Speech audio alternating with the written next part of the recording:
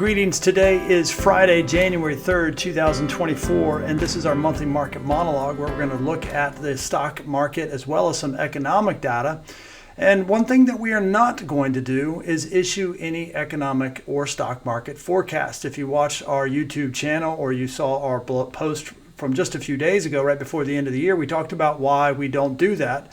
And I thought we would start this month's video with a quick reminder. So on the screen right now, we have the S&P 500.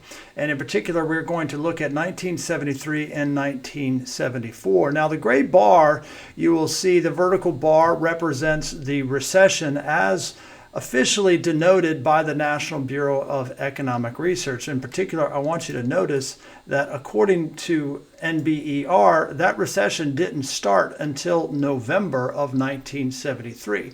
But 1973 and 1974 was the worst bear market in the United States since the Great Depression. Now, in particular, we're talking about forecasts. So here's a quick quiz. Who issued this very famous forecast? This forecast was issued on January 7th, 1973. And this individual went on to talk about how bullish they were for equities. And in particular, they said it's very rare that you can be as unqualifiedly bullish as you can right now. Who said that at the beginning of 1973? Who said that at the beginning of the worst bear market since the Great Depression? Future Fed Chairman Alan Greenspan. So as this new year gets underway, should you read or you see a stock or an economic forecast, we encourage you to have a high dose of skepticism. In general, we encourage you to just ignore them. That is not what we're doing here today or on any of our other videos that you might see throughout the year, which is a great reminder to subscribe to the channel and make sure you turn the notifications bell on so you get our channel regularly. But the reality is what we're looking at is what's actually happening, not what we think is going to happen. And this is one of the things that I talk about in my book. The book will be released hopefully in February, maybe by the end of February. Stay tuned for that. But the reality is our access to information has rapidly changed over the years. So while we do look at economic data, in terms of managing our clients' wealth, which is our primary responsibility, we're looking at what's actually happening in the stock market. Again, if you go back to that chart from 1973 and 1974, according to the National Bureau of Economic Research, the recession didn't start until November of 1973. But the stock market had already begun experiencing a significant drawdown.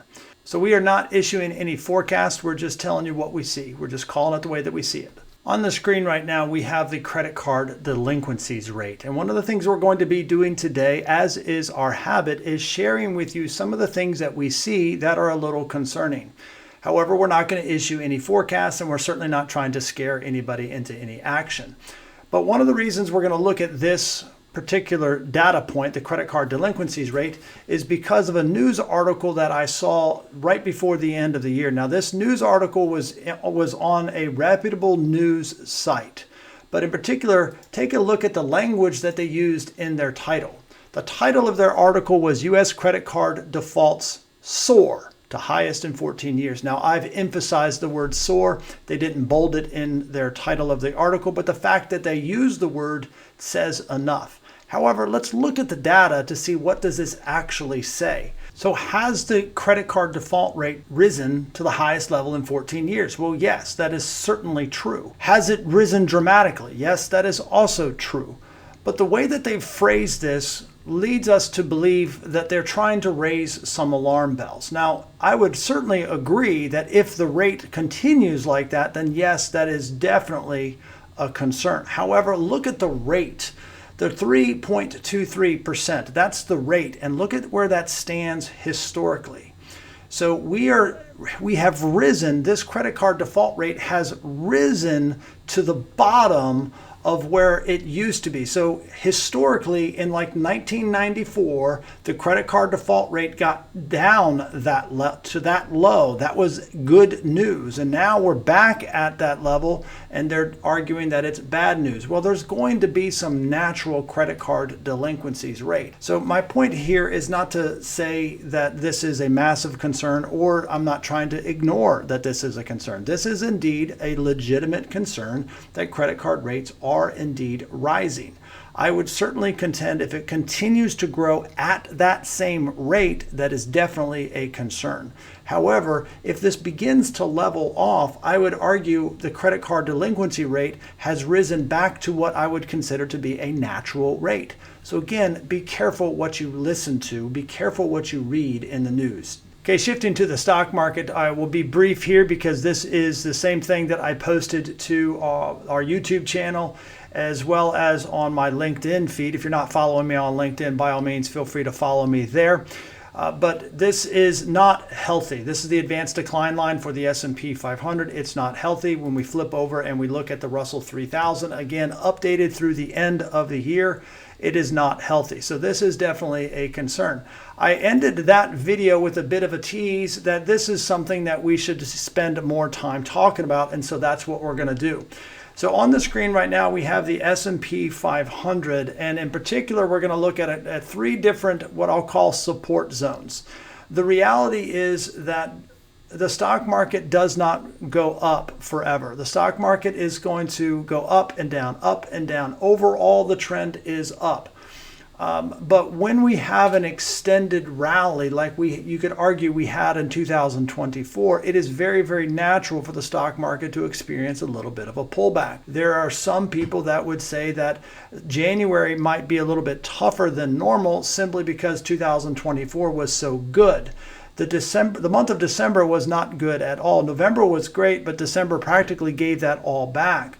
But the reality is that our government taxes capital gains, and so there's an argument that some people were delaying taking those capital gains until we made it into January simply so they could delay their tax bill. Whether or not that's true or not, I don't know. I can tell you that we did do that for a couple of our clients who are holding larger positions that need to be trimmed down to size. So the reality is you could easily argue that we're due for a pullback. Well, if we see such a pullback, where are some natural levels? And the reason we look at this is because we want to know whether or not we need to take action. We are not going to get out of the stock market at the top and then get back in at the bottom. That is a fool's errand. However, if the stock market is going to go down and down and down and down and down, we believe it is inappropriate for us to just sit around and wait. Again, go back to what we started this month's video with, that prediction from the future Fed Chairman Alan Greenspan at the beginning of the worst bear market in 40 years. So while we have lots of reasons why we could very well be bullish, what if we're wrong and we're at the beginning of something that even very intelligent people can't see? That's the reason we don't look at forecasts and we just look at the price. And so if the stock market comes in a little bit, that's normal. If the market comes in a little bit more, that's arguably still normal, but a little bit more uncomfortable. So where are the levels where we would say, hey, you know what? This looks a little broken. But let's rewind the videotape. Keeping those support zones on the screen will draw your attention to the decline that we experienced in 2023 is about 11% pullback, but in particular that much larger pullback that we experienced in 2022. And that pullback was approaching 30% on the broad markets. But the reason I want to rewind the videotape to that area is because of what we're seeing in the advanced decline line on the Russell 3000. On the screen right now, we have the Russell 3000 in the top pane, and in the bottom pane is the advanced decline line for that Russell 3000. And in particular, I want you to see that this is 2021. So towards the end of 2021, we were seeing seeing some divergence. We were seeing a divergence in the advanced decline line. The Russell 3000, you could argue, was still in an uptrend, but the advanced decline line was declining. Well, that's a very similar picture to what we see today. Now, again, that's not a prediction. I'm not predicting that we're going to experience something very negative, but this is why we pay attention to those things, because it's a warning sign. It's a warning sign because historically speaking, the advanced decline line does roll over before the stock market rolls over. And that's what we saw in 2021. And there's ample evidence of that throughout the market's history. But it doesn't mean that it's guaranteed. So just because we see this warning doesn't mean that the stock market is due for a major correction. It's a warning sign. That's all it is. But it is a big one. So shifting gears and looking at some economic data points on the screen right now, we have the 12-month rate of change for the total non-farm payroll. And the red line, it represents the 10-year moving average. In particular, what I'm looking at and what I'm concerned about is when the 12-month rate of change dips below this 10-year moving average. Again, the gray bars represent recessions. And if you look at the data, the total non-farm payroll rate of change dips below that 10-year average as we're approaching a recession.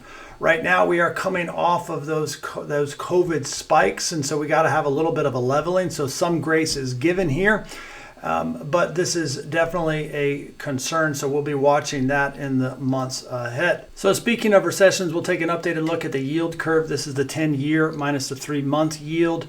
And so far, this has a perfect track record for predicting recessions. This yield curve has been inverted for more than 2 years. So far, the recession that it is predicting has not shown up. But that does not mean that it's not about to show up. So this is still something that we are watching. Now on the screen, we have the M2 money supply, specifically the 12-month rate of change. I would argue this is the leading cause of inflation. It's the amount of money the government and the Federal Reserve are pumping into our economy. Thankfully, the rate of change has come down, but it has ticked back up these last 12 months or so. That is a concern if we really want to bring inflation under control. That said, let's take a look at CPI. You have CPI on the screen right now. The red line is a 10-year moving average. So we are indeed below the 10-year moving average. However, what I really want to highlight is these last 3 months, we've seen inflation tick back up. The inflation measure that the Federal Reserve prefers to look at is actually PCE, not CPI. They prefer PCE. And take a look at this data. You can see that we're at 2.8. The 10-year average is at 2.5. So we're really close to 3%. And the Federal Reserve is trying to get us to 2. And that doesn't look like they're succeeding in that vein. In general, I believe that there is a bull market somewhere. So as patriotic as I am, and as patriotic as I believe most of our clients are, if the United States stock market is going down, but there's a bull market somewhere else, our job is to go find it. So on the screen right now is a watch list of single country ETFs that helps me to identify where other spots where we might want to take some of our clients' assets. Who got top billing in 2024? Well, you might be surprised. Argentina outperformed quite significantly. If you look at the next best country on that list, it's Israel, with about half of the return that was generated by that Argentinian ETF. Whereas the United States at the top of the list, but if you look at the equal weight S&P 500, it is a little bit lower on that list. So what drove Argentina all the way up to that top of the chart? Well, I would argue this is one of the biggest reasons.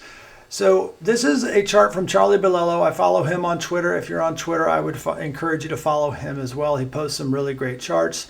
I've highlighted where Javier Milei took office, and you can see what has happened to their monthly inflation rate since he took office. There's a lot that we could discuss here, and unfortunately, we don't have time for it in this particular video. But I would argue that he has taken austerity measures and taken some very dramatic actions in his nation. But again, in my opinion, he didn't have a choice. Look what was happening as it relates to the inflation rate. At a press conference many months ago, I think it was more than 6 months ago, Chairman Powell was talking about the battle of inflation.